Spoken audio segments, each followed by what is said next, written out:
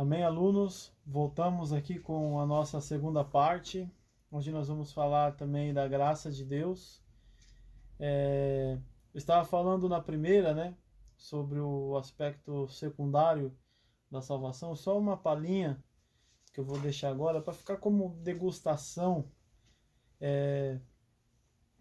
Ao longo da história, né, houve um homem chamado Pelágio e ele colocou como doutrina, né, na sua teologia, o ato de que o homem ele nasce sem pecado e ele consegue passar toda a sua infância sem pecado. Mais tarde que ele vem conhecer o pecado e tem a sua, né, sua pessoa destituída de Deus. Houve pessoas que não concordaram com esse ensino de Pelágio e disseram o seguinte: não, o homem nasce sem pecado, porém ele vai adquirindo também desde criança, né? São chamados semi-pelagianos. Depois a gente vai aprender acerca dos semi-pelagianos. Acontece que a doutrina principal de Armínio era que o homem exerce o seu poder de livre arbítrio. Porém, quando nós falamos acerca de salvação, e Armínio ele é muito claro nas suas obras, que mesmo o homem tendo o exercício do livre-arbítrio, é Deus quem o atrai, conforme nós lemos em João 14 também.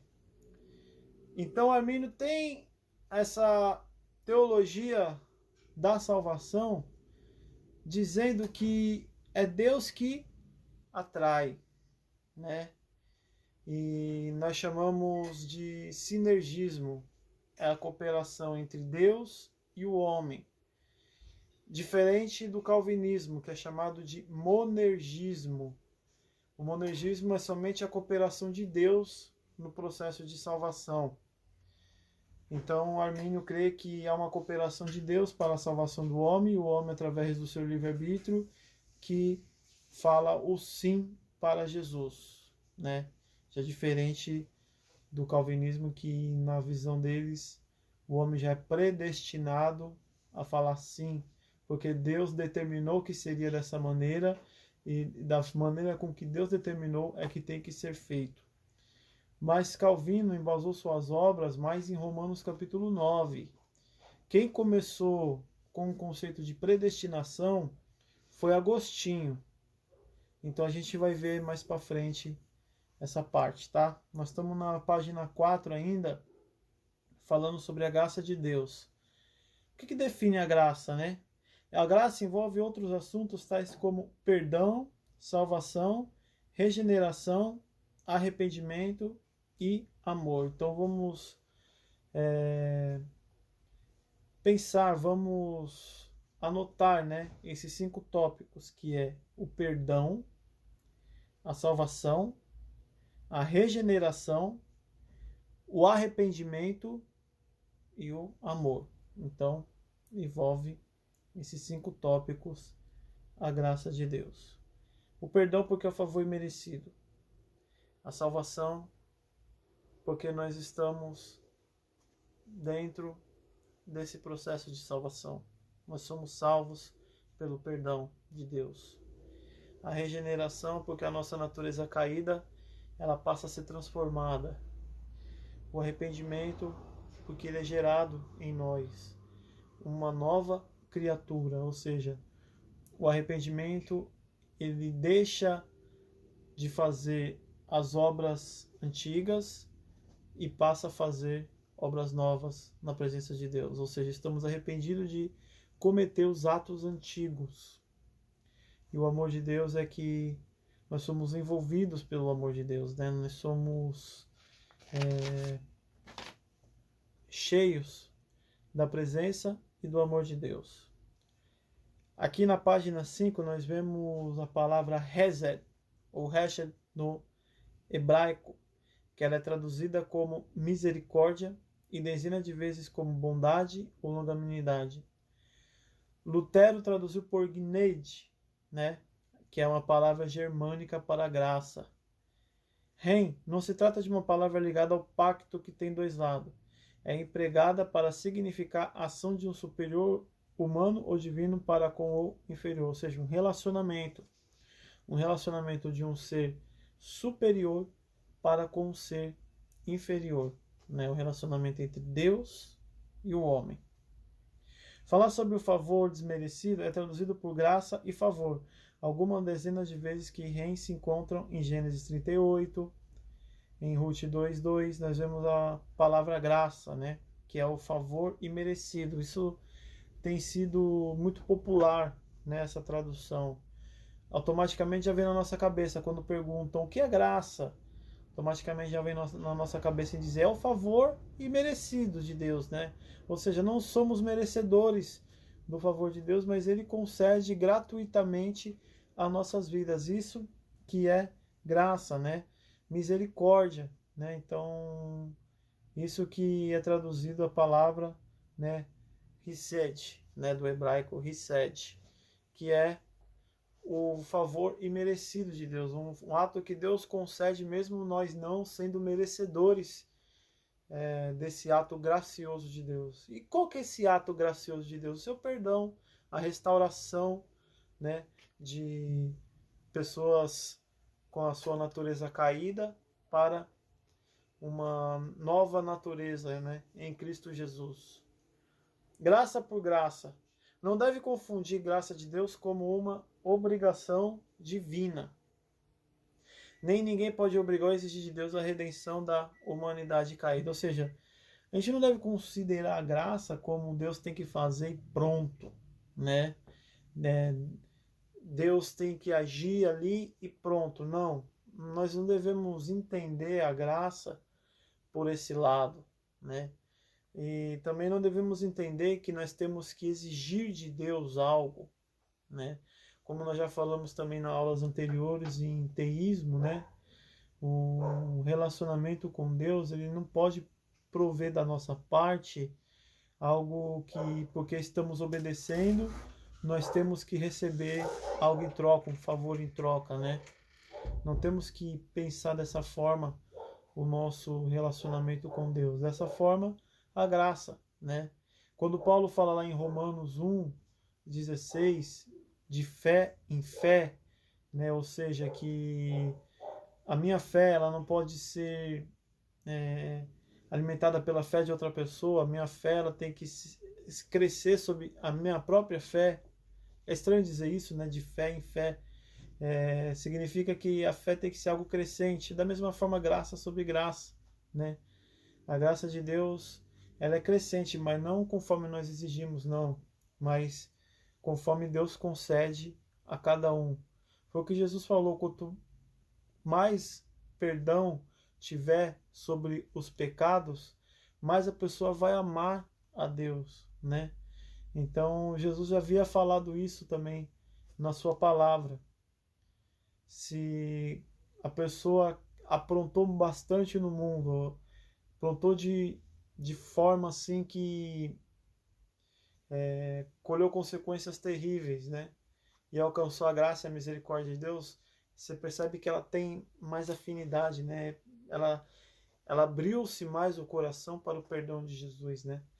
Quando a gente abre, quanto mais a gente se entrega a Deus, mais Deus ele manifesta a sua graça em nossas vidas, né?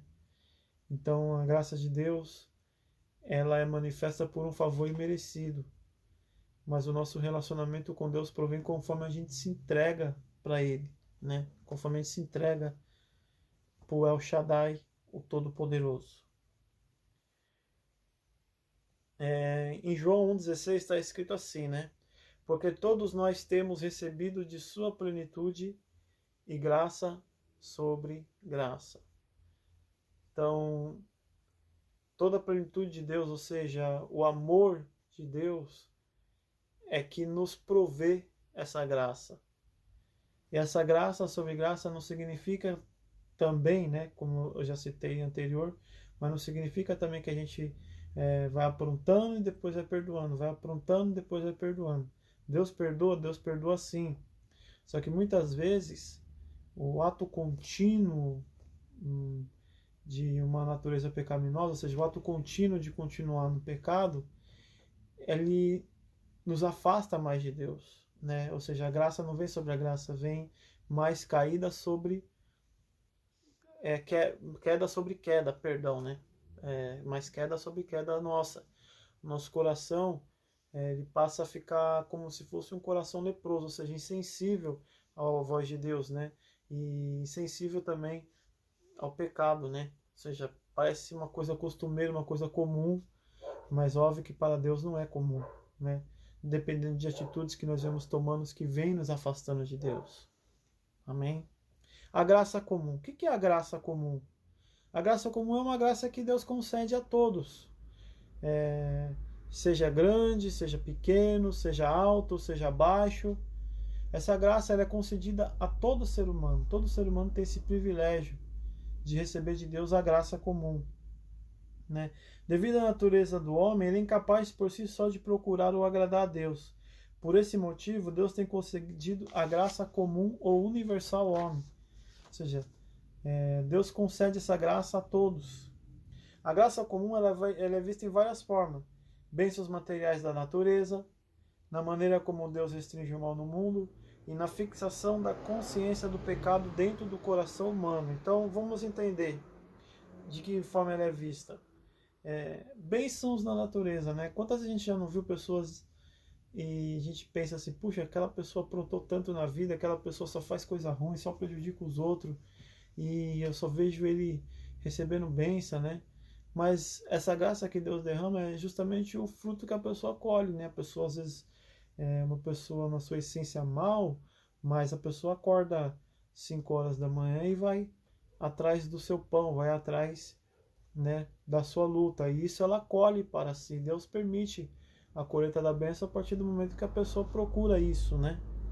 E na maneira como Deus restringe o mal no mundo, né? Já pensou se a gente fizesse tudo o que a gente queria, né? Se a gente não tivesse limite, se não tivesse uma barreira que impedisse a gente de fazer tudo o que a gente quer, como estaria o mundo, né? Estaria um caos, né? Eu até citei o livro O Grande Abismo, do C.S. Lewis, recomendo os irmãos fazer a leitura. Os irmãos podem até conseguir em PDF, né? Isso demonstra, ele faz uma alusão às pessoas que, vou até falar de novo, né? Alusão às pessoas que estão vivendo no inferno e elas vivem da maneira como elas querem. Então, viver da maneira como quer torna um relacionamento inviável, né? Ninguém consegue viver em sociedade, todos vivem para si e transformam suas próprias vidas no inferno, né? Uma metáfora muito interessante, o livro do C.S. Lewis, recomendo para os irmãos lerem, né? O Grande Abismo.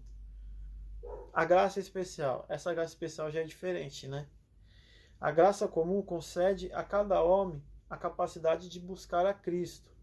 Né? Isso aqui eu ainda não citei, mas a graça comum ela dá uma oportunidade, né?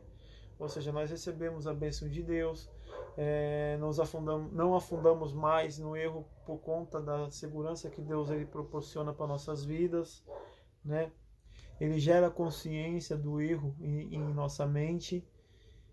E também a graça comum, ela nos atrai, ela é como um imã, né? Para que a gente venha até a chamada graça especial, né? Então, a graça comum ela fala conosco, ela fala com todos, né? Nós acreditamos nisso, né? Que todos têm a condição de ser salvo, independente das atitudes ou não. E essa graça comum, ela atrai, né? Para a chamada graça especial.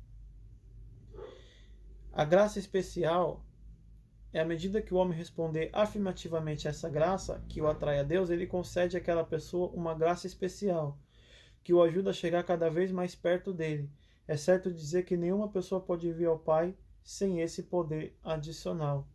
Ninguém tem condição de por si só chegar até Deus, né? Se Deus não o atrair. Porque a natureza pecaminosa ela se faz muito forte na vida do ser humano. Então o ser humano por si só não tem condição nenhuma. E é somente essa graça especial que chama, né, a presença de Deus. Ou seja, quanto mais o homem responde à graça de Deus, mais Deus ele responde com a sua graça especial. Amém? Então, nas próximas aulas, nós vamos falar aqui a partir da página 7, que é a provisão de Cristo, e tenho certeza que também vai ser de muito proveito dos irmãos. Amém? Deus abençoe a todos. Até quarta-feira que vem. Se Deus quiser, nós vamos fazer uma live ao vivo e nós vamos interagir aí ao vivo. Amém? Aí, no decorrer da matéria, nós vamos falar, né, conforme foi citado aí pela Simone, sobre predestinação, né? Algo vai ser muito legal. A gente vai discutir sobre o tema, né? Também quero ver os irmãos falarem aí, né? Tô saudade de ver o Saulo aí se pronunciar aí, né? Com as dúvidas aí, né? Tira bastante dúvida aí na sala de aula. Amém? Queria também ouvir suas dúvidas aí pelo WhatsApp e também ao vivo aí, quando a gente estiver. Amém? Todos os alunos aí, Deus abençoe. Amém? Fiquem na paz do Senhor Jesus e até mais.